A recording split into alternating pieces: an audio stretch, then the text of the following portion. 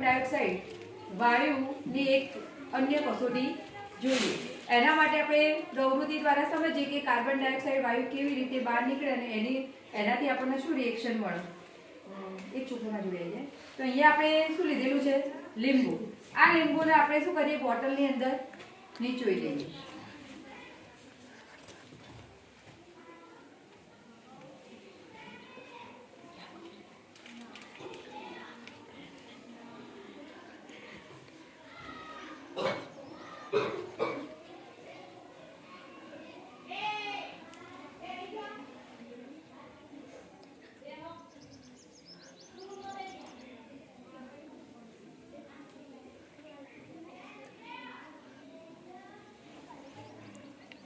થોડું પાણી લાગી બોટલની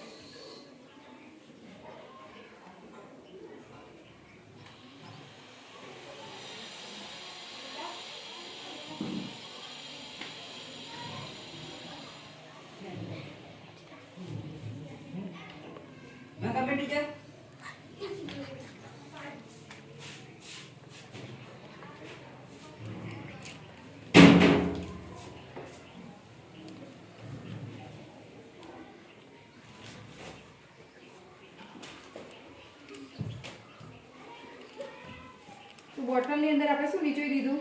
લીંબુ. આ લીંબુ એ કેવો પદાર્થ કહેવાય? ખાટો પદાર્થ. ખાટા પદાર્થની અંદર શું હોય? એસિડ. પણ કેવો એસિડ કહેવાય ને? ખાદ્ય એસિડ. એટલે કે લીંબુની અંદર સાઇટ્રિક એસિડ હોય. કયો એસિડ હોય? સાઇટ્રિક. બરાબર. થોડું એની અંદર પાણી નાખી દીધું. હવે આની અંદર આપણે શું નાખી દઈએ? ઇનો. એટલે કે બેકિંગ સોડા તરીકે એનો ઉપયોગ કરીએ. એક ફુગ્ગો ખોલાઈને લે. અહીંયા લગાવવાનો છે.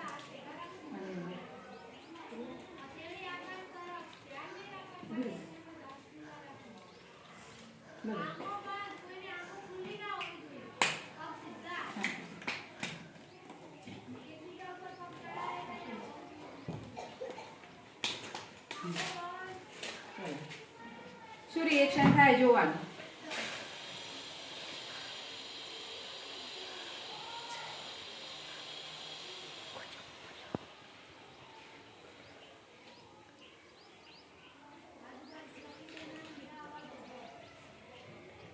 શું થાય? ફુગ્ગો ધીરે ધીરે શું થાય?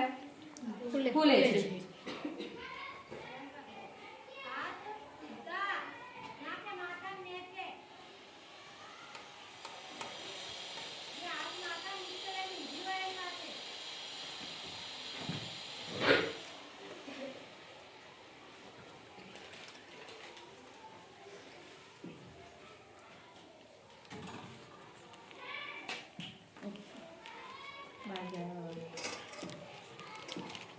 તો આ ફુગ્ગો ફૂલવા પાછળનું કારણ શું? તો લીંબુની અંદર શું હોય છે? Citric acid.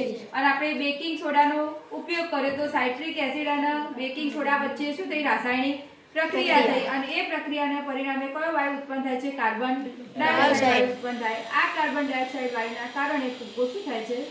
ફૂલે છે.